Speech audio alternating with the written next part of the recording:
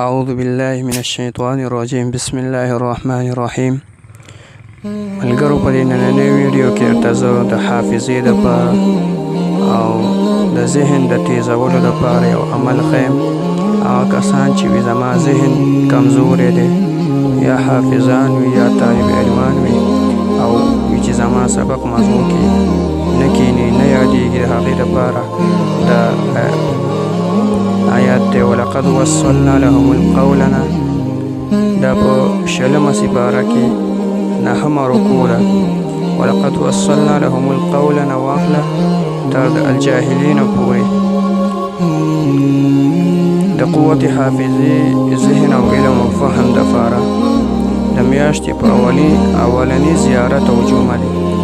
زیارت، جمعه او خیالي په دې 3 ورځو باندې روژه ونیسي او دا آیاتونه دي د شیشې په یو لوښي کې ولیکي.